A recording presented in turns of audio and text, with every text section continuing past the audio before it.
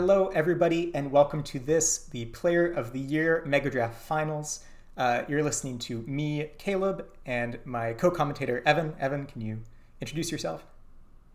Hello there. Happy to be commentating on this wonderful Player of the Year tournament. And we're going to be following Miranda through the draft portion, which is going to start as soon as I hit this blue button. And here we are. The first pack out of the gate of this 8-pack Megadraft is going to be War of the Spark. And what jumps out to you from this War of the Spark pack? For me, I think what immediately jumps out would be, frankly, Guild Globe. My drafting priorities in Mega Drafts are fixing initially. How about yourself, Caleb? Well, I think the best multicolored card here is the Jaya that's being hovered. It does go well. Not it boosts them on a red deck very nicely, but it is itself just sort of an intrinsic 2-for-1. For Mhm. gold cards, probably Death Sprout would be the pick, I would say, if you were willing to commit early to, a fairly intensive set of color combinations. But it looks like she's going to be at least hovering the Jaya. Yes, and I do actually have quite a bit of insight into Miranda's drafting preferences and strategy because, you know, we trade notes and have been talking about her preparation. So I have, you know, as we go through, we might see that come into play if her game plan, which is to, I think, primarily be either black green or red green, comes into fruition. Interesting. What sort of was the reasoning behind her adopting those as her color preferences? Did she share that with you? Yes, one is that it's, I guess, colors that she's comfortable with, that she kind of has intuitive understanding. You know how people say, "Oh, I'm an Izzet player, I'm a Simic mage, Mm-hmm. etc." I think that she finds a bit of affinity drafting with preferences, right? So that definitely comes into it. I think that they are some of the more more likely to be victorious color pairs. Um, Based on past uh, past championships, both regular mega drafts within leagues as well as Player of the Year. So I Interesting. think those are some of some of the points that have guided her decision making. Well, we've got a very interesting choice here. There's your pick of the litter of red cards. The Rel's Outburst looks very tasty, but we're going to see the Toll of the Invasion here, which may be driven in part by the overperformance of Torment of Golem in the Lord of the Rings set, has maybe made people evaluate that card a bit more positively than they did in War. I don't remember it doing much special in its home format of War of the Spark. Am I remembering that right or wrong? At least based on my memory, I believe it was considered a top three black common, Okay, so that might just be just on me next to the then. removal. You know, it itself is kind of an intrinsic 2-for-1, and at the very minimum, you won't get anything, but you'll still get a 1-1 in the late game Mm-hmm. or a 1-1 counter. But in the developing phase, quite powerful, being able to rip out an Ugin, a Liliana from their hand and develop the board at the same time. Yeah, and we might even see a mass, which in its own set had sort of a problem of diminishing returns, where it was possible to put too many counters onto a single body that would just get chumped or tapped down or something. But the amass cards in the Chaos Draft situation and the Mega Draft situation more likely to make a brand new body. So the invading Manticore and then presumably here the Dreadhorde twins read more like clean, make two bodies for one card than before when you might have wished that the two counters going in your army would go somewhere else or would be their own body. Hmm, definitely. And, it must be an encouraging sign to see both black and red as some of the strongest cards out of this pack, This given is what she's interesting. already taken. I'm willing to get on board with the evaluation of Toll of the Invasion as an interesting card, and as a premium card even. But to me, what I'm seeing past here is multiple red cards, which are either good to very good, like Spellgorger Weird's an good card, I would say, and the Dreadhorde Twins is an above good card. You're getting many of Hmm. those versus one black card. So I would say, and this pack is sort of following along there, that at this point red is going to be open from your left, at least where people are initially positioning themselves, and it might be a bit early to be committing to black, which I don't know if you would say is getting cut, like you're getting a black card here or there, but certainly not looking as open as red has been. Right, and there's something to be said, perhaps, that maybe Miranda might have been better served by cutting red a bit more, as in if she ends up, if a lot of red is passing from the left, but enough has also gone through her, then maybe she's putting one or two drafters into red Oh very yeah, close to her left. that is one of my least favorite feelings where like you identify the open color, but you feel like you aren't able to defend it sufficiently so that your next door neighbor also identifies the color, the same color as being open, and you Yeah, wonder it's like just so if you had open. had a better read on their card evaluation, could you have kept it open from both directions? But here we're Mhm. actually seeing some evidence against the view that red's much more open than black. Tithe Bearer Giant, a bit slow. Maybe not going to make the cut in an 8-pack draft, but a card that you would play fairly happily, as I recall, in its home format at the very least. Tanya's Epiphany Yeah, also I mean, being highlighted is itself a very powerful piece of late game. Wanderer's Strike. almost everywhere, Yeah. almost everywhere. Yeah. So we'll see. Yeah, this could be a pivot point for her. I think she's happy enough with the giant. Maybe if that's not there, she takes the strike or the epiphany and speculates in another direction.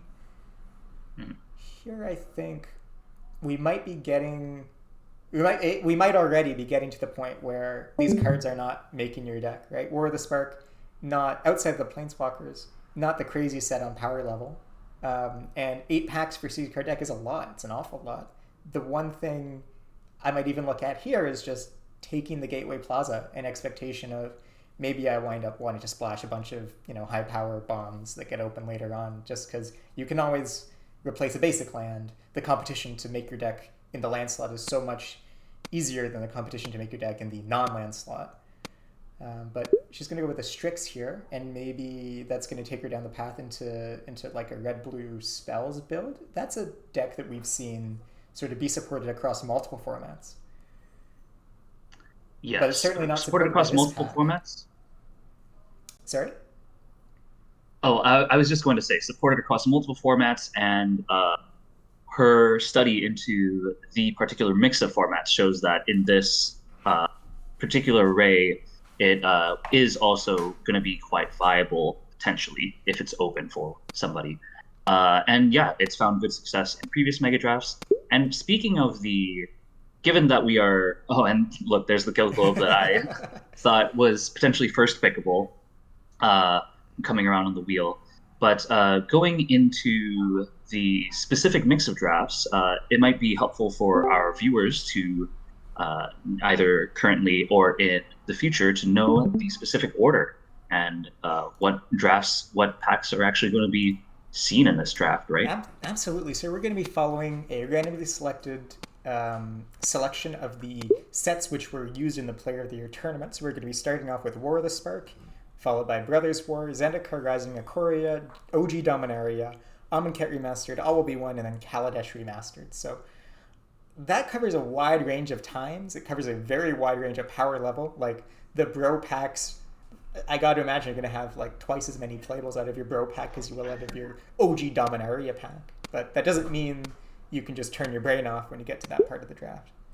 And Mm-hmm. finding value in those more marginal sets might mean the difference to, in what is a very competitive field.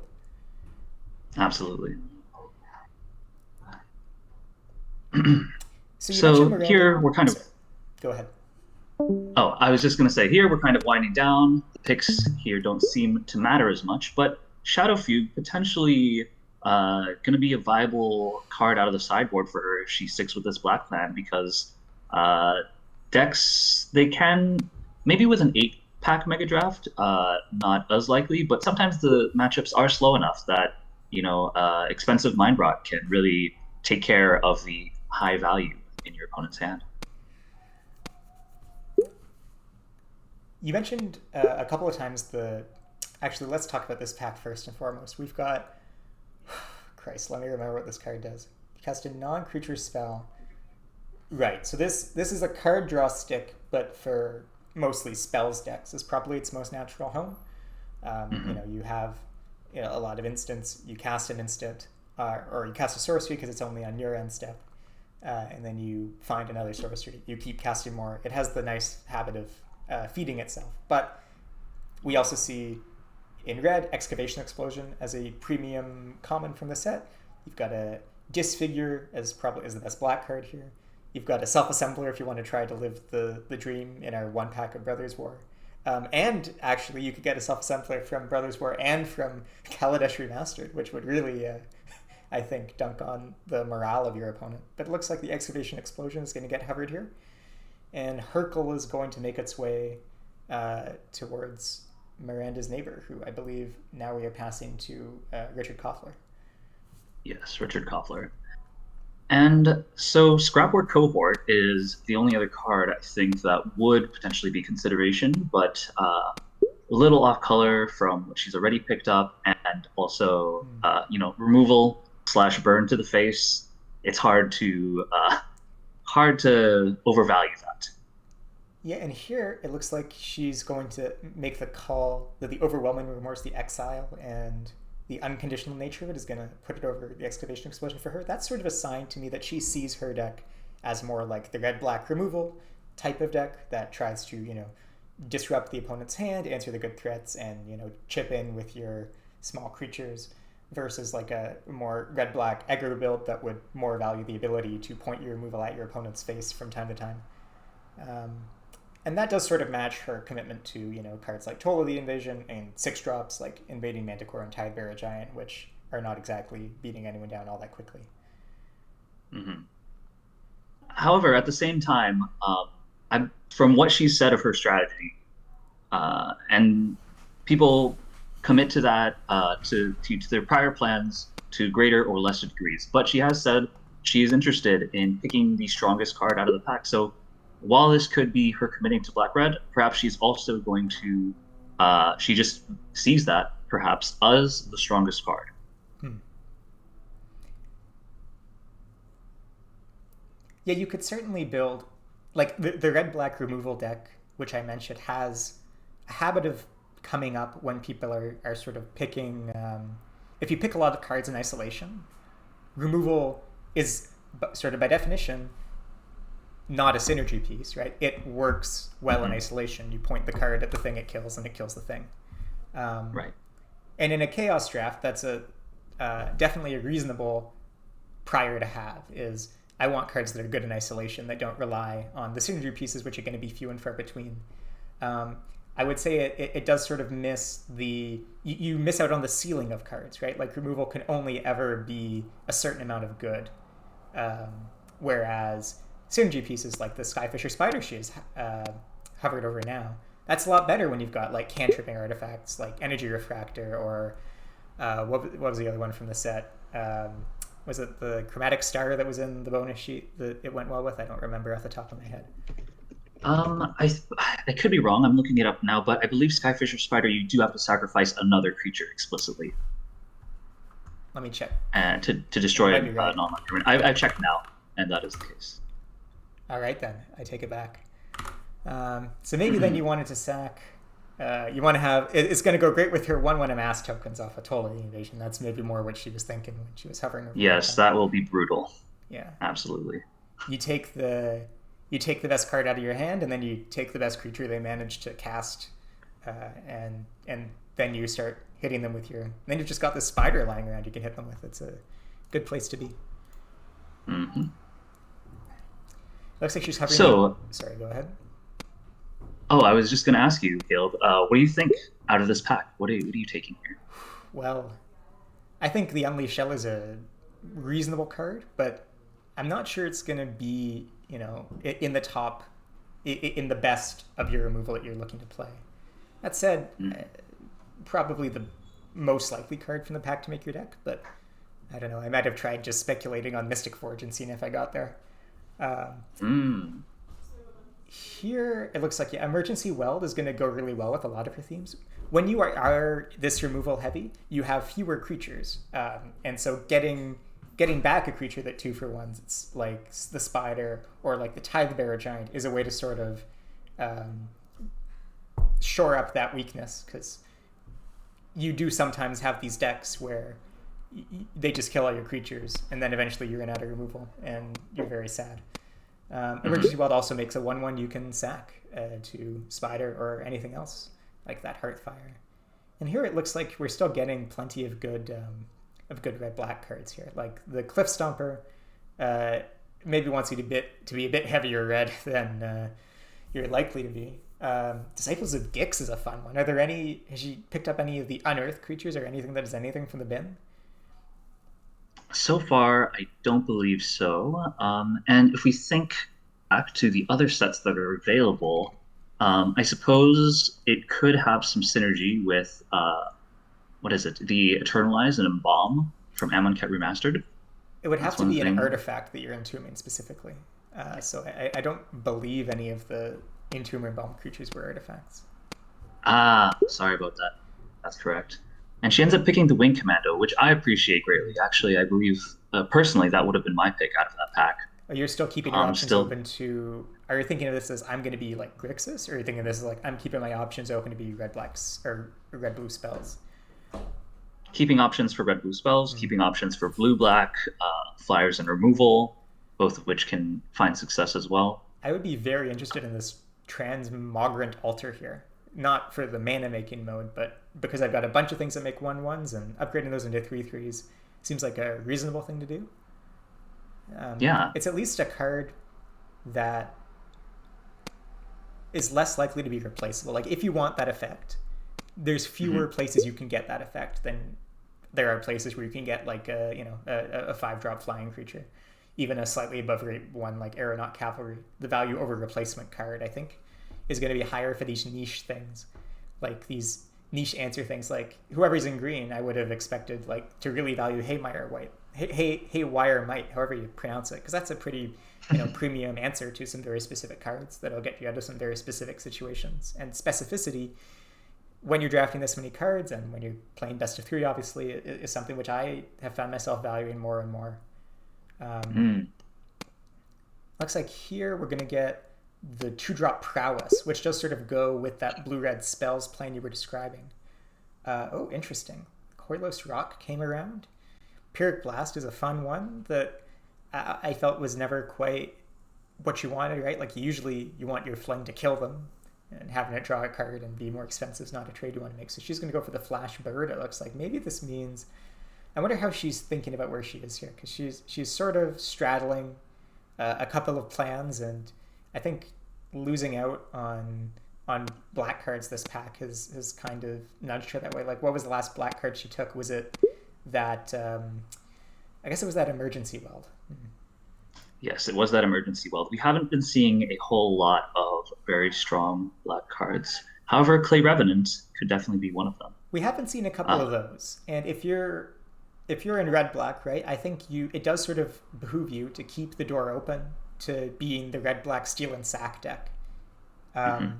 which implies to me that Clay Revenant should be a card you're at least curious about. Like doesn't make your deck all the time, but maybe you wind up, wanting that sort of recursive value sack fodder. That Absolutely. said, she doesn't have any of the steel cards, and as far as I know, she's only got the one sack outlet, or the two, sorry, in the Heartfire and Skyfisher Spider. She's a ways away, but Hmm. she's keeping the door open by picking up the Revenant there. Gorin Warplow, just sort of a decent rate early and a decent rate late, even if you're not blowing your socks off on either side, on either mode. Um, yeah, okay. There's the Mystic Forge I that you think were. I think people have decided that they're not getting there on Mystic Forge, and I find it hard to blame them. Yeah. um, Looks like we're One gonna have. thing. Sorry, go ahead. Oh, I was just going to say one thing is the self assembler that was in the same pack as the Coilos Rock. I think it would have been interesting, perhaps, to speculate on that. I can't believe You no know, one wants to take. This pack had Foundry Inspector, Mystic Forge, and Aetherflux Reservoir, which is a Sensei's Divining Top away from drawing your whole deck and then killing them.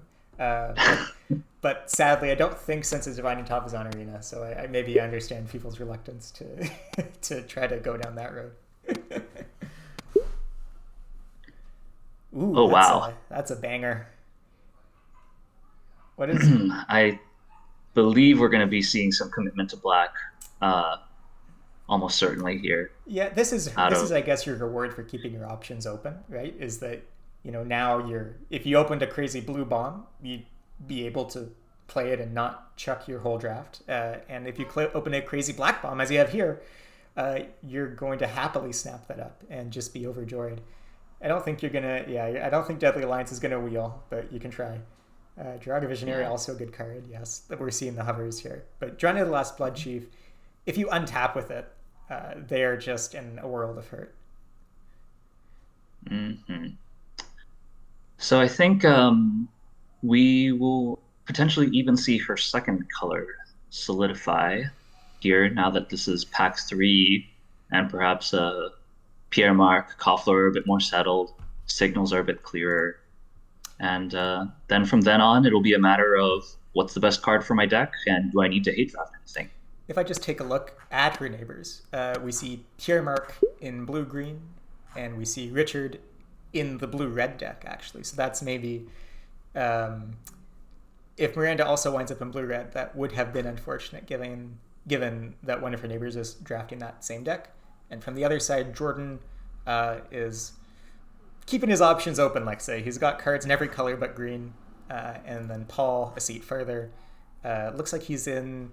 I would say green and red are his primary colors, but again, options are still open for him as well. He's got some black cards in there too. So Hmm.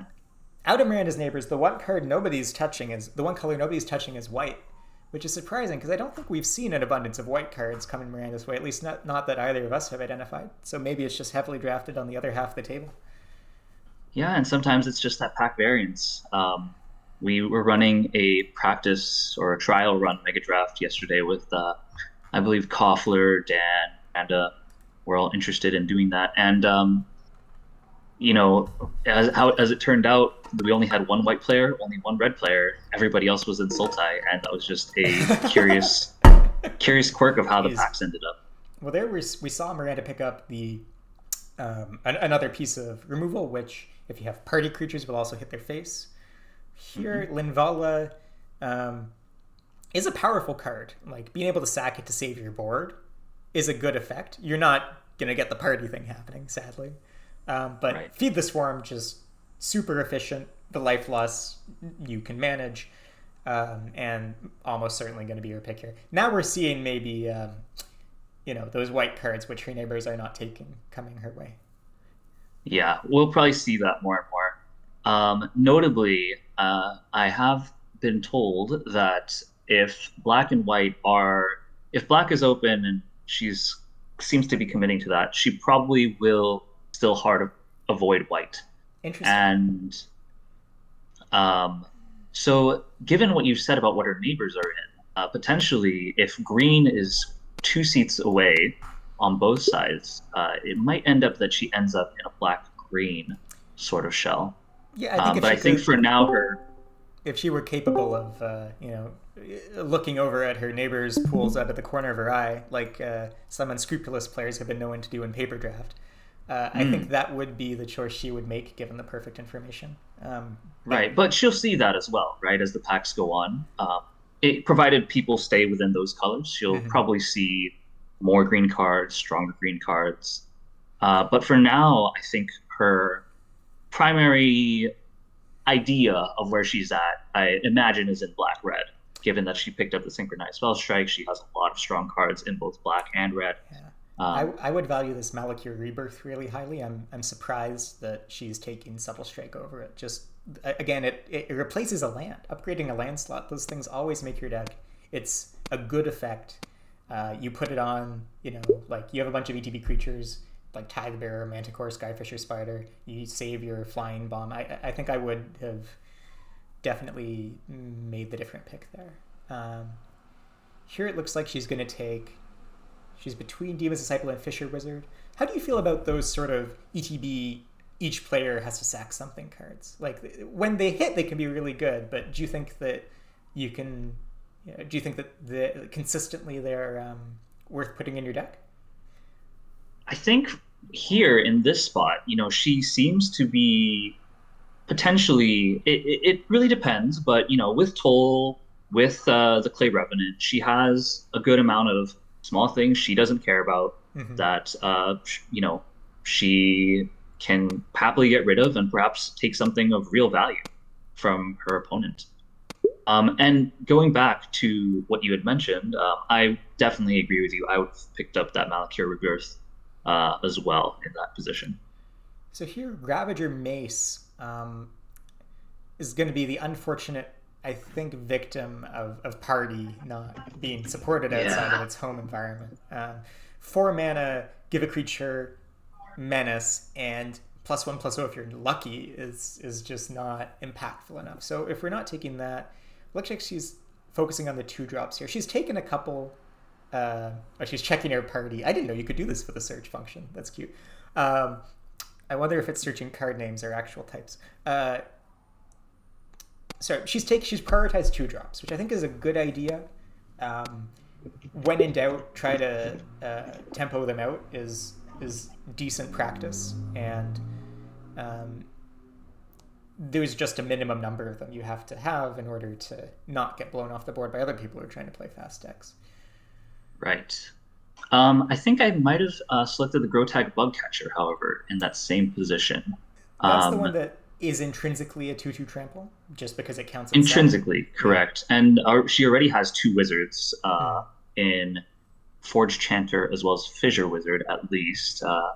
I Let's see if Draina, what her Vampire Cleric. So that would be Oh, another interesting. one. But I guess it's not like you really need to do much to Yeah, if to you've got the Draina in play, then your bug catcher is slightly better. But interesting. exactly. I think I would be pretty happy taking a blood price here. Like um, the raw card advantage. Like if you're trading 1 for 1 efficiently, as she's doing with a lot of her cards, that sort of effect Hmm. can be something you would like to have. Even though it's not a great version of black card draw, the selection is nice. The sorcery speed's a bit of a beating. Um, Haggard I think Constrictor. part of I don't think there's much else in her deck that works with counters. Like the black green counters theme wasn't even all that great in Zendikar, and I don't think really had much support outside of it. Um, but So I think she's maybe thinking of the fact that counters seem, especially in black green, seem to be somewhat supported throughout the throughout this entire mega draft. You'll see counters as well in Dom. There's proliferate in both one and war. Not that she necessarily picked it up in war, is there? the I war remember pack, and then of there's. course, I can think oh of at sorry, least a couple cards in KLR that are black green and care about counters. Like there's that -2/-2 to the board unless your creature has a counter on it, which sort of counts. But true, now we're true. getting, I think, a bit speculative. It does intrinsically work with the mass, I suppose, but we might just be um, past the point of cards that are going to make your deck here. Mind Drain may be worth a shout. Just um, uh, mind rot with slight upside. But Yeah, quite a few upsides. There's like a little bit here and there. The only other thing I can think of for Hog Constrictor right now off the top of my head is that Ikoria, they're pretty decent targets to mutate onto. oh, that's a good thought, right? That's right, because they're made of counters. They're intrinsically 0/0s. Is that right? Yes, they're intrinsically 0/0s. So you can do sort of the Ivy Elemental thing. That's kind of cute. Hmm. Um, Lithoform Blight's kind of funny. Little turn your land into a, well, it's actually better than City of Brass, right? Because you have the option to make the colorless without paying a life. Anyways, these cards don't matter all that much. Um, you mentioned the practice mega draft that got run with her and Richard. I think you mentioned. Did they actually play out the decks from that event, or did they just draft them and then look at them? I believe there was some playing out with some of maybe her close team, you could say. The Ooh, Dallas crew. I think okay. they were in the draft a bit, and I think they might have run some practice games. But myself and some others, we all had other plans on Saturday. I love that we're So at the point where we've got like practice crews and not, virtual testing houses. That's unbelievable. I love it. Here, I think none of Kahira obviously an extremely funny companion to open, but not one you're gonna make work, even with 8 packs. But I think I like looking at Evolving Wilds, and I like looking at Farfinder. I think would be the two I'd be looking at. Right. Yeah, the red creatures are decent, but very much replaceable, and I don't think any of the other Bootnip or Serrated Scorpion, I think, are also fall under that category. So I kind of like the Evolving Wilds pick. Again, replaces a basic. Just, you would run 8 of these if you got them for free. Wow. Ooh. Yadaro Wandering Monster. Yeah, So you can forget about you can forget about the special bonus text on it, but 8/8 trample haste that if you're not getting there on the lands, you can just draw a different card instead. That just feels kind of above rate to me. Back for More is actually a fun card that you suffer in. So it's a good 2-for-1 if you've got a big enough creature. 6 mana, instant speed. You could technically cycle Yadaro in response to its shuffle trigger, Back for More.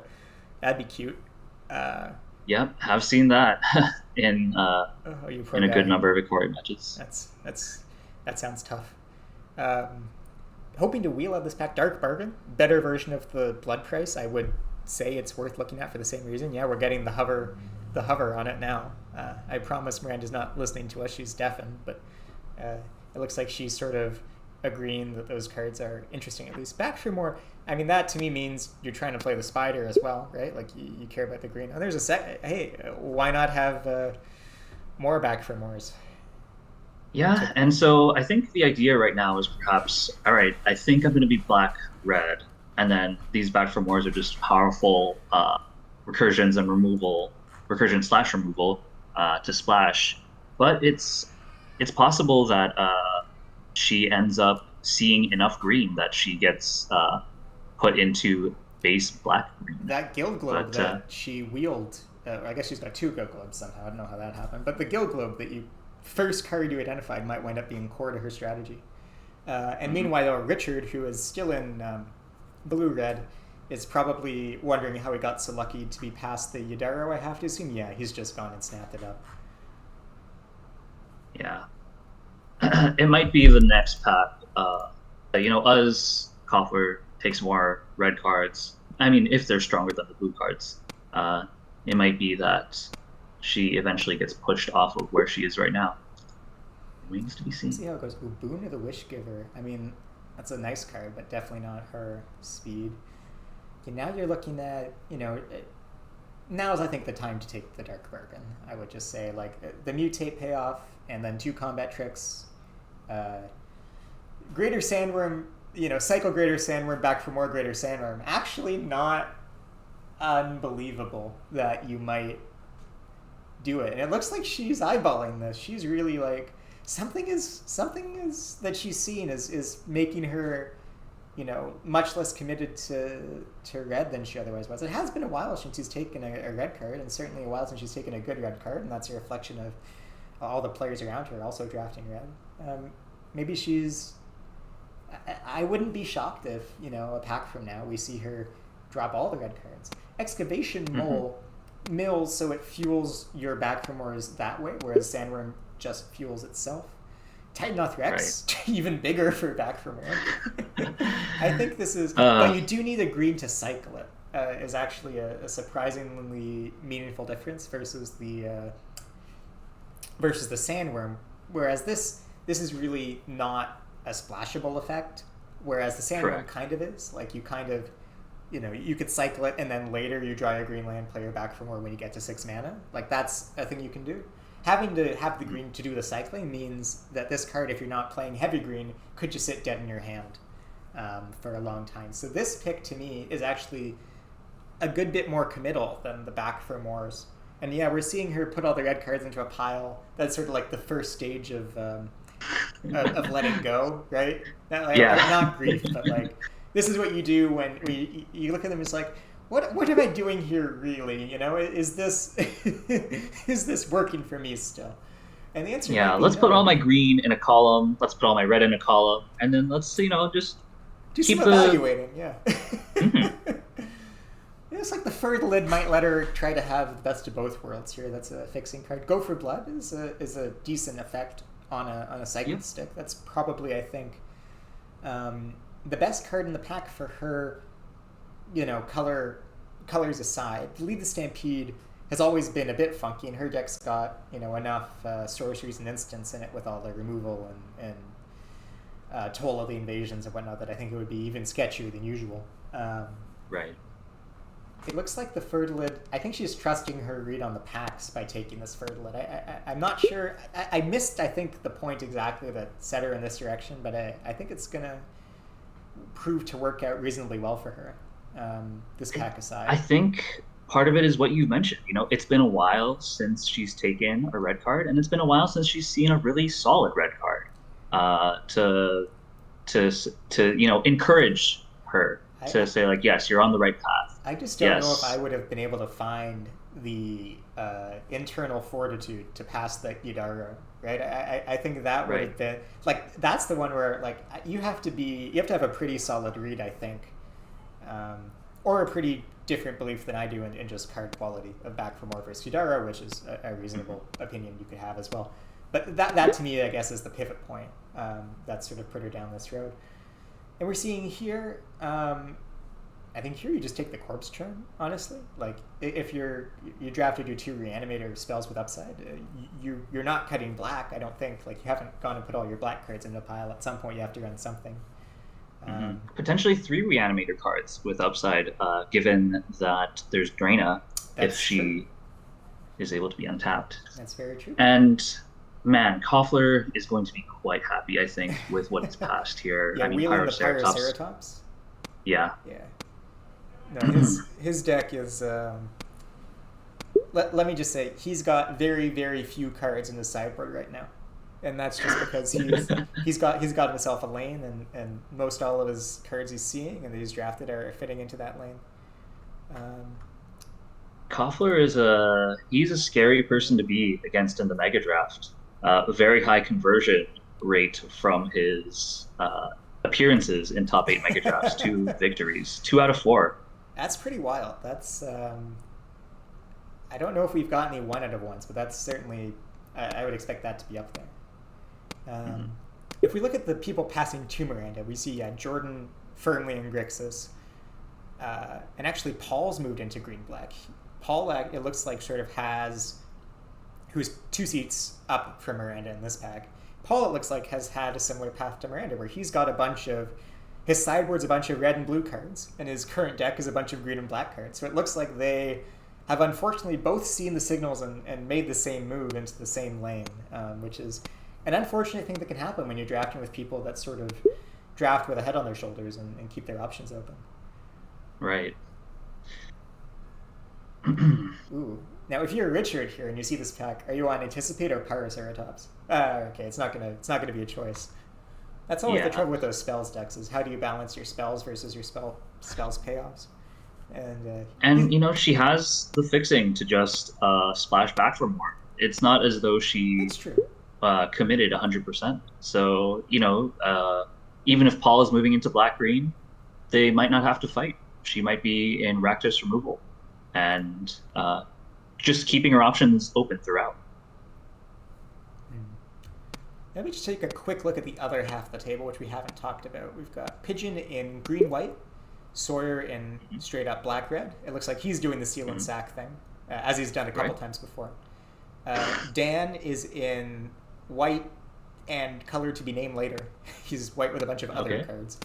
And then Pierre-Marc is in blue-green. So that's where all your white drafters are, is they're on the other side of the table. Which explains why, in spite of none of her neighbors being white, the color is not like jumping out as being open. I find that happens more often than not when I actually go back and look at Megadraft or just regular draft logs and seeing where everybody ends up. Is that very frequently, there's going to be quite a few pockets of just all the color on one side, and people end up taking from each other, and for that direction, they'll just pick up cards of their other color. So here we've got an interesting card in the rare slot, Torgar. It's like an Alex Straza effect for people who still remember Hearthstone. where it comes in, it sets someone's life to 10. So if you're getting beat down and you can sack a couple cards to this, it can gain you like 5 life. And if your opponent, if the board's stalled, it can deal like 10 damage sometimes. That said, in Bolus's clutches, probably the best card in the pack. Just mind control at 6 mana is still excellent, and it hits even non-creatures. But Thorn Elemental is going to be the choice here. It's a 7/7 with my favorite unnamed keyword ability, Super Trample, where you can just, no matter how many creatures you put in front of it, this thing can still hit you for 7. And she's taking it over the Torgar, which I think perhaps reflects that even if she's going black-red and not paying much attention to green, that she might have not enough small creatures potentially in order to make that something that she can regularly cast. I mean, it's only all her 1 removal. mana more expensive than Thorn Elemental, right? Like even without Right. the discount option. So I think to me, what this might be, and you know, we'll see what her picks are. She might be, like you mentioned at the start, have identified green-red as a color pair she wants to be in, and she might actually be considering, you know, how much do we want to play all these black cards?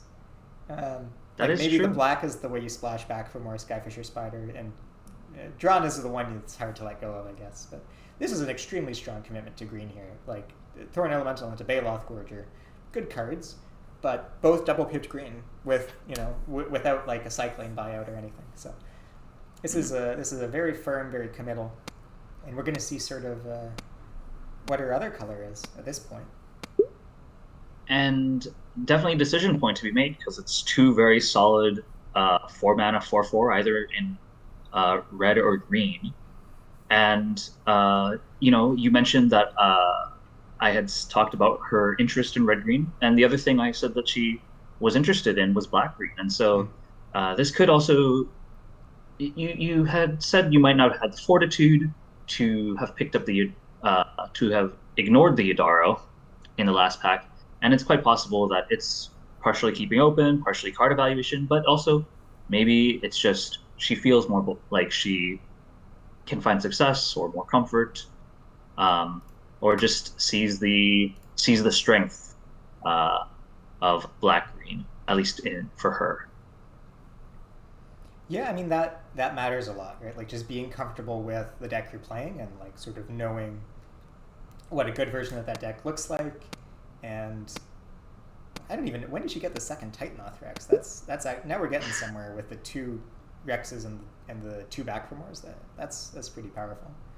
Yeah. And here we've got, oh, this is a fun one for your card evaluations. Uragos, probably the highest upside. 4/3 flyer, if it hits them, you either take a card or you draw a card. Thorn Elemental, we've seen her really value that card before. It is big, it's unblockable. Caligo Skinwitch, Dominaria limited all-star. Probably not the same level as those other 2, but did enough to be worth a shout. Yeah, though I don't know. I feel like I would actually be picking up the Skin Witch because I feel like I'd want a couple more low drops, and that it's a solid effect, and that we already have a decent amount of beef. Is Elemental really what we're... She's just all in on the... She does love the, you know, the big green beefy creatures. That's been a theme of hers whenever we've seen her play. And yeah, interesting choice here. Yeah, sad you can only pick up one of the Eviscerate or the Soul Salvage. Eviscerate, been power crept to death, but still a card you'll play in your deck. Yeah. Even at common, like, man, we've come a long way for common removal and limited, haven't we? Yeah. It feels like Dominaria was kind of the last, or one of the last few of a certain design paradigm where, you know, the power level has definitely creeped since then, for sure. Yeah. Soul Salvage, though, we don't get. I guess we get that at instant speed now, and it also mills 3 and in March of the Machines. I was about to say it still might have aged better, but they both show in the wear and tear here. Interesting. Is there anything in her deck do you run final parting to entomb your giant idiot for back for more? Right. That's. I think. I think the answer is no, but you definitely think about it. You definitely think about it, and there's not a whole lot here Yeah. that Well, is I that mean, interesting. Perhaps the I'm just arbor gonna. armament. I'm just gonna trigger comp. You could always take the navigator's compass here. That's got to keep your eye out for that one. Uh-huh. But yeah, I mean, if you remember all my ranting about irreplaceable effects here, they don't make entombs, right? They're not handing that effect out like candy. Right. So if you really believe in your back for more big idiot plan, then that makes a ton of sense for me. Ooh. Yeah. Whisper. Hey, speaking of big idiots in your bin, Whisper is a card that has a knack for dying easily to anything, and maybe she's just taken the safer pick with Sapphire Migration, but the upside of, sack my Amass token and my Clay Revenant, bring back my Titanoth Rex, that's got to be tempting, right? It can even sack itself. You only need one thing. Yeah. It is tempting, but I I think think she's she making the perhaps safer choice is. here. Yeah, Sapphire Migration, Yeah. just good rate, kicked or unkicked. Just gums up the board, gives you bodies for fodder. Never unhappy to draw it, I can't imagine. If Um, she had a bit more early game, if she didn't have the back for Moors, perhaps she would be like, okay, maybe I need this to, you know, really get the power out there. But I think right now she's saying, okay, I've got the power. How do I get to that point? mm. Well, that sort of leads me towards something I've been concerned about for a minute now, which is that in terms of um, one thing she might be missing is just ramp effects. Like she's got that one Fertilid, and she's got a couple fixing cards, but in terms of actually getting up to 7 mana, or to 6 or 7, or to 6 mana for back for more, she doesn't have much to accelerate that I can see. Yeah, that's absolutely true. At the very least, the Rexes will be able to be cycled. Mm-hmm. Uh, but it's quite possible that if her curve isn't right, that might end up posing some problems for her if too many things are stranded in hand without the resources to claw back from an aggressive start. Picking up the Landmore Envoy as a little bit of fixing definitely seems like she is king in on black green, and Yeah. even if Paul is exactly in black green, uh, being 2 seats away from her, it's not too bad, and only in one direction as well. So, yeah, it seems like black green is where she's at, and possibly Jaya, I would say, if she ends up splashing, maybe invading Mm. Manticore. Uh, Yeah, I mean, for splashing for removal, like, I think the next best red cards are is the Excavation Explosion, but splashing for removal, right. always a bit sketchy, and you got plenty of removal in your black cards, I gotta imagine. Mhm.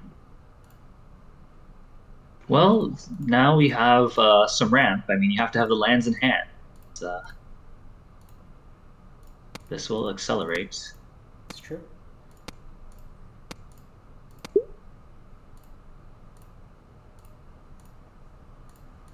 And here, I guess some people might care about this going into Kaladesh Remastered, but for the most part, it's sensible why those are cards that are at the very end of the pack.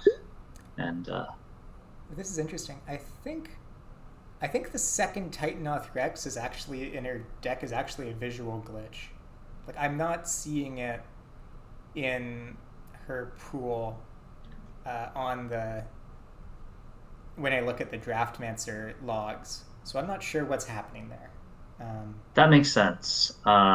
And that is concerning and something that uh, we should perhaps look into, I depending can make on a note of this. how Yeah, the deck building, yeah, definitely. If she goes. winds up, she should not wind up putting two in her deck, and it's unfortunate that she might be drafting thinking she has two, although it doesn't look like Right. she's moving the other one around. Like she hasn't stacked it with the first one, so I'm not sure what's exactly going on there. Hmm. But yeah, she should only put one in her deck. And I did think it was strange when we saw that. I thought that either one of us probably would have commented on it, noticed it, Yeah. for the second Technoth Rex. Here she's picking up an Oasis Ritualist, and Well, there's your ramp, right? The exert. exactly. Yeah, this was a deck in its format. Both the first time and the second time around is just turn 4 or Oasis Ritualist, or turn 3 if you were lucky and got an earlier accelerant, and then turn 5 play a land, play your 7-drop giant sandworm or whatever else you wanted really at that point. I think you could even play. You couldn't quite play the bolus off of just one of them, but you could try. You could get pretty close, I imagine, if one of the other colors was your other base color. And here she's picking up the Feral Prowler, which is quite interesting. I think that one, I would have gone. I think the second Ritualist would have been the pick here for me as well. The Prowler, does die into a card. Good fodder for the sack things you're doing. But I think she's more of a ramp deck than a sack deck. Like, she's a bit split between those two identities, maybe. Mm-hmm. And she's trying to shore up her early game. So I mean, it's a good card. It'll probably make her deck, but this is sort of a fork in the road moment, I think, in a subtler way than we've seen earlier. Never mind. You can just you can just get both if you want. All the Oasis Ritualists, all the time. Yeah. Well, maybe it's destined to lead. I don't know. Or it's tough. Maybe that's it's a tough Doom one. Descender. Definitely just Splendid Agony currently being hovered. That's a removal, I guess.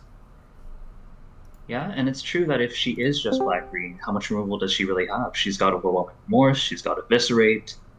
She doesn't answer small things that well, so quite possibly that's what she is interested in. I mean, there's Feed the Swarm, and I think maybe that's part of the reason why she went for that Subtle Strike initially.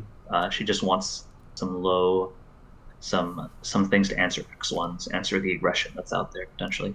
That's a fair point. Like, being able to use your good efficient removal to kill their early plays is effectively a way to get you to 7 mana, although not as quickly as ramp, but maybe more reliably, because if you get your ramp spell killed, that's a disaster. But she actually went with the Doom Dissenter, great sack fodder, also good early game, maybe kind of covers multiple bases here. Greater Sandworm, I think that's got to be the pick here. It's a shame you can't do double Sandworm with that plus the Ikoria Sandworm, but one Sandworm is going to be plenty here. Just a big body that puts itself in the bin, draws a card, and then you back for more. That's probably the best thing your deck's got going on with that. Yeah, and the one Titanoth Rex. And after it's killed their 5/5, how many more blockers do they really have for it? They might have a 2-drop, 4-drop.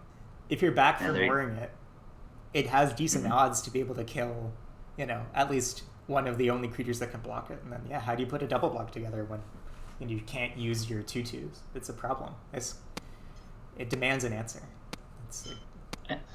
And so I have a question. We're seeing quite a decent number of good green cards. Is Paul still in black-green? Let's find out, shall we? So here, Miranda's being passed to from the other direction is maybe a part of why, because Paul is still in black-green. But this is the direction from which black-green is substantially more open. Like, if you go through Jordan's deck, Jordan's most heavily blue-red. And then... Wait, how does this...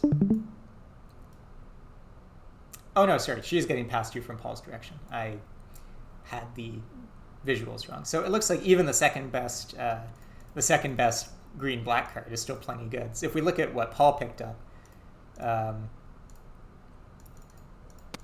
he's got maybe... he actually first picked an Initiate's Companion as well. He's grabbed an Exemplar of Strength, an Oasis Ritualist. There was a Cartouche of Ambition, which is a nice one. Wasp at the Bitter End is an interesting one. Beneath the Sands, Unburden. Okay, it looks like they are very much in the same lane, but these packs just happen to have a lot of green-black opened in them. Yeah, and given the cards that you said have been picked up, it also seems like potentially slightly different priorities as well in terms of what they feel like they need to shore up for their deck.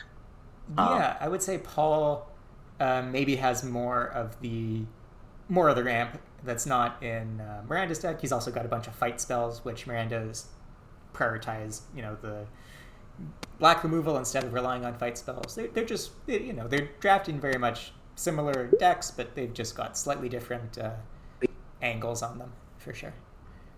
And there, I think we just saw perhaps Miranda's first hate draft.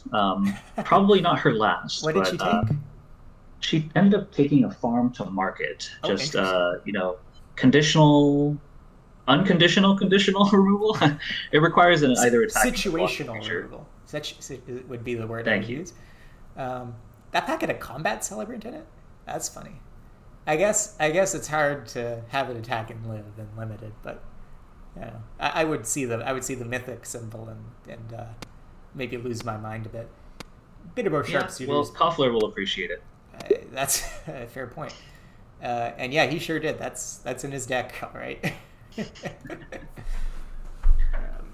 Sons of taking the bitter bow. Brick of a card. And here we've got our first empty pack for her.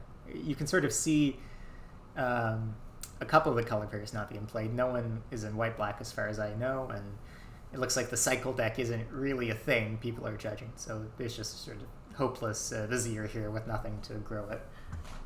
Even if I were in white-black, would I really want mostly vanilla 2/2? Oh, it doesn't even trigger off itself, eh? Yeah. Oh wow! Speaking of difficult red mythics, Glorious and Combat Celebrant. I don't know if they certainly don't work together as far as I know. You Glorious at you play a Combat Celebrant, you get your attack in. On their upkeep, you Glorious End them, and then you get 2 attacks with your Combat Celebrant. Like that's kind of wild, actually. That's the reddest way to win a game, and I think it's going to end up in Richard's deck. He didn't want any of that. He just took the Chandra's Defeat as a sideboard card, which I find personally disappointing, but I understand. Quite reasonable, and if there's anything that I know about Koffler is that he's a reasonable, maybe even too reasonable. It's frustrating sometimes how reasonable that guy is. But it does work for him in Megadrafts, I guess. Here, it doesn't look like it's been a while since we've seen a card which is likely to make Miranda's deck is sort of why we're filling the air with the other people here. Just hate drafting all this red, but given what we've heard about Koffler and what he's been picking up, who knows if this will even affect him. Yeah, I mean, he might not have even made the cut. Nest of Scarabs, that's a bit niche. Yeah. I mean, she's got Titanoth Rex, she's got Greater Sandworm to cycle. Yeah, no, she got some bangers out of this pack, just the end of it maybe a bit short. And this is a bit of an unfortunate one here, where your black-green archetype for once wasn't like graveyard stuff, it was toxic, and you really want black-green graveyard stuff here. But instead you've got this black-green gold card which does nothing for you. Yeah, it's hard, however, to be sad with the Testament Bearer. That card seemed a bit janky, but overperformed in even its own set, which was quite a bit more aggressive and had X1 hate. And I believe in Chaos Context is a card I would happily pick. It's is it not Organ Hoarder? It looks like she agrees with you. I don't think it's Organ Hoarder, but I get where you're going from. Is it not Organ Hoarder? Would you rather hoard organs or bear testaments? It's a difficult problem. But I think in this case she's hovering that. I mean, that we should have talked about this, Rare. If this made its way to Koffler, which it wouldn't because you're passing the wrong way. But is this just a hate draft? Is she going to try to play that? What's happening there, do you think? I think that's a hate draft. I think she took a look at it and said, no, thank you. Once again, a card didn't have time for in Phyrexian All Will Be One, but it does seem to be... Jordan, who she's passing to now, could absolutely play that in his deck. He's, Grixis, right? That's slightly less, a bit split wider than Richard, but it would have found a nice home for sure. For sure.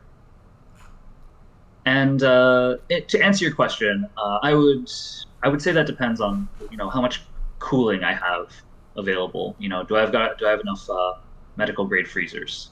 And then maybe I can hoard some organs. But if they're just going to be in Oh God. pots and urns with a bit of formaldehyde, I'm not as Yeah, much into that. testaments can be longer, I guess. Or yeah, you're right. Organs need cold chain storage, and it looks like here she's going with the testaments over. I'm not really sure. I mean, Rustifying Cultivator, I think, is the other one you look at here, just as a ramper. Right.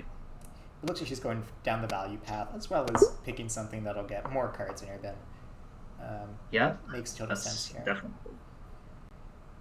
So we've got Unnatural Restoration, Regrowth with that can only hit permanents, with the slight Mhm. upside of Proliferate. Does she have anything that uses Proliferate? She's got the Jaya, she might be splashing. She's got a couple +1/+1 counters here or there. Is there anything else other than that? Hmm. Um, she did not end up picking Splendid Agony, I think. Hmm. As far as I can tell, it's just, Baloth Forger, the 2/2 Menace Snakes, just those counters. Hmm. Ends up picking the Sky Scythe Engulfer, which I think is pretty good. It answers one of the ways that she can lose to a Flyers deck, Okay. and that was a card that also didn't seem like it had a whole lot going for it, but I think was also a moderate overperformer in its own format, and the getting reach for losing power point of toughness compared to Colossal Dreadmaw, I think is a trade I'm happy to make. Interesting. So Norn's Wellspring here, the rare, was opened by Dan, who's on his mostly white splashing red deck, and he was just like, nah, Hmm. I don't want anything to do with this card. Give me Chimney Rabble instead, the 3/3 that makes a 1/1. Which Chimney Rabble, good card. Norn's Wellspring, one of those cards you did not have time for and won, but which I would have thought might be a bit more playable in a chaos context. Ooh, speaking of, well, no, speaking of, I think this card's just unplayable in any context. although, although, if oh man, your Black Green Reanimator, is this not the deck? Is this not the deck for Geth? Will we have justice for Geth ever? Uh, No. no. No, the answer is no. Jesus. We must be ruthless in our card selection, and it's important that we don't end up the prey I to these other drafters. We must be the predators. I think I would do it. I think like oh, okay. Ruthless Predation is a good card. I would try it. And maybe this is why I have a bad Megadraft record, but I would find it too hard to resist, I think. Ruthless Predation is going to do great things for her. She's got a bunch of big idiots that can fight with, and it even makes them bigger if she's only got some of her medium idiots in play. Can't hate the pick. I'm just saying, give Geth a chance. Somebody, please. You heard it here, folks. Give Geth a chance. Just maybe not when you're making. Maybe these players are trying to not in the mood to be given marginal cards chances here. All right, here she's saying Spore Singer. Sorry, no springs here. Spore Singer is not good enough. Siphoner, what is that even going to do for me? Yeah. Let me just remove. The And world honestly, has progressed beyond flying men, even with Toxic. yeah. But Vivisurge, is it Vivisurgeon's Insight? Yeah, Um, I believe so. that 5 mana card seems really, really strong in a chaos context, especially uh, in this mix of sets. Draw 3 cards, proliferate. Once again, a little too slow for its own format. Seems great I'm here. not as convinced. Like eight packs is enough. But if you're an aggro deck, you've got enough 2-drops, I think, to make two. Right? Like I'm just looking around. People aren't. It's not like a full-on controlled Erdol fest. People are trying to kill each other. Just looking at the decks they're drafting. So I think that Miranda's sort of preferential drafting of efficient removal and answers to early game is going to serve her well, but hate drafting 5 mana draw 3 might not have been the highest priority. That said, you got to hate draft something. So I don't know. Yeah, and I mean 3 mana 2/2. Will that really? How much will that defend you? Yeah. And a 2 mana 1/1 flyer is definitely not something that No. will help you. I guess will really just help you. Actually, it won't help you. Yeah, help is nowhere to be found. Um, Maze's Mantle is a fun card. Save your creature, make it bigger. Oh no, sorry, only saves toxic creatures. Never mind. Maze's Mantle is an unplayable card. Uh, Uh, I mean, we've seen some others, but they've either given vigilance or they've untapped, right? In previous ones, it's not super playable, but in a pinch, in the right matchup, where it's like, okay, maybe I'm attacking, you've got small stuff, I've got small stuff, maybe you don't have that much removal. It's a really decent trick to not trade my 2 drop for your 2 drop. Could have a niche application. yeah, maybe.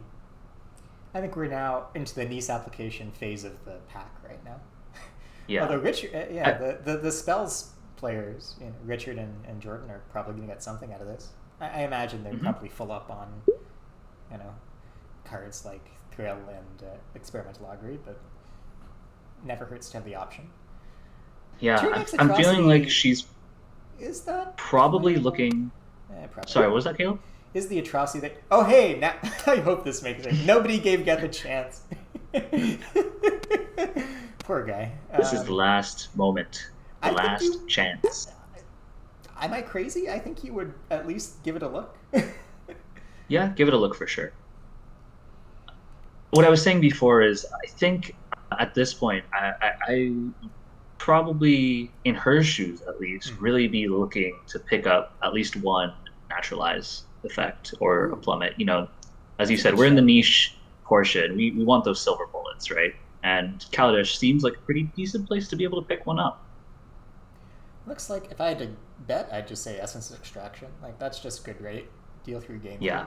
through. A double pip might be a touch Hmm. annoying, but I don't think you're ever not playing this card. Yeah. And some decent things perhaps to pick up on the wheel, implement if it's a slower matchup. Ornamental Courage can really help versus a red deck that's trying to burn your creature or kill you quickly. And You were you not. can develop block. I wonder if there's going to be a deck at all that's interested in Master Trinketeer. I guess it does, have an act to just die. But I Yeah, can imagine it taking over. If it's the last card you play, you just start making two servos. You can win a game that way. yeah. I think you had mentioned Ooh, Dan, right? That Dan was. the Rish. I mean, if you could have wished a card to open, I think Rishkar is going to be in your top couple. Like, not only is it just above rate by itself, it's also going to ramp out your 7 drops or your back for more potentially. Yeah. Is going to do Wish is going to upon do a some Rish. great things for you. And she's It got does look perfect here. what you do really need with Rishkar as well is a 2 drop. So you can go 2 drop into Rishkar, and then you Hmm. attack with your slightly bigger 2 drop, and then the next turn you play your 6 mana card or something. That's sort of your dream. Um, and she's got plenty of those. Like I would not be surprised to see like her most. She's now got, I think, um, you know, outs to draw just like an unfair start, where you just get ahead of the game by enough that normal limited decks are going to struggle to answer you. So this is a huge Yeah. get for her, and a reward for switching into green, right? Like this sort of quality of card isn't it making it to her if she stays in red black? Hmm. And now the most incredible thing would be if she were somehow past a Life Crafter's Bestiary, card that has carried her through weeks 1 and weeks 2 of the potty round robin pods that have led up to this Megadraft. That might be a bit much to ask for. And let's agree to never call it that again. Uh, here, yeah, Nature's Way works really good with your big idiots. Hmm. Is there anything else? I mean, Pima Outrider is just good rate. Unbridled, what growth is, it is fixing, but not ramp, and the ramp's the part that she needs. I don't think. Remind me what Foundry Hornet actually says. Does it? If you have a creature with a Um, counter, it gives -1 to their board. Yeah, yes, that that is what might it be says. that might she might be able to make that work with the amass tokens with the Hagra Maulers, but it looks like Nature's Way just more independently good. All you need is a medium to large creature, and he's got plenty of those. Yeah, I Ooh. see Foundry Hornet is almost more of a sideboard card. Is it? It's not time for Whirler Maker, sadly. The Whirler Maker Death Yeah, deck, a bit of an anti-combo. and Wild Wander is ramp as well. Yeah, Wild Whirler Wander's Maker, good. perhaps in a deck that didn't have as much going on at the top, but I don't think she'll have time. She's just going to be getting to the big stuff, playing the big stuff, and either they've removed and out, outdrawn and controlled her, or she's going to be beating their face in. Whirler No Maker time for was... Woodlands. When was it first? Yeah, first... Oh, no. It was first printed in Kalajest. What am I thinking of then? There's some equivalent card that made 1/1 flyers for an expensive rate. Was it the Hive I'm thinking of?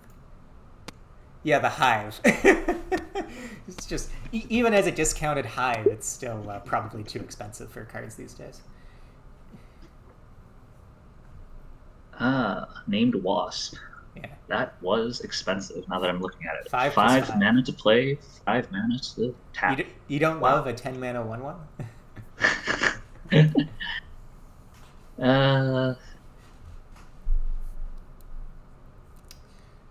At any rate, here we're love going it to from take afar. the Live Fast, which I don't think she has anything that uses energy yet, but this is your classic black draw 2, lose 2, and do something irrelevant as well, usually. Might make her deck, might not. We'll see. The Yeah. card draw, that's sort of your other way to ramp is, especially once you're trying to get to 7, you're not drawing 7 lands on curve by turn 7, unless you have some extra card draw or ways to seek them out. So Live Fast, whoa! Did not get taken. The Renegade Wheelsmith got taken last minute. Yeah, in the end, decided I don't want to deal with getting my face beaten in by a white-red player Right. who would be her friend Dan, I believe, if I'm recalling correctly.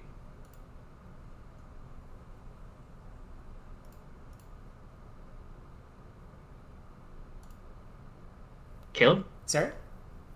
What Oh, was the just Oh yeah, Dan Wanted is to the make- one playing the Boros deck. Yeah, he's got 19 cards in his 2-drop slot currently. So we'll see how many of those he winds up playing, because some of them are like, cycling payoffs and whatnot. But still, that's a lot. maybe all 19. Maybe he opened up a Luris that we didn't notice. I don't think there's a Lewis here, but yeah, I mean he could literally run. I need 35 playables. Yeah, his curve could stop at 3 if he wanted. Wow.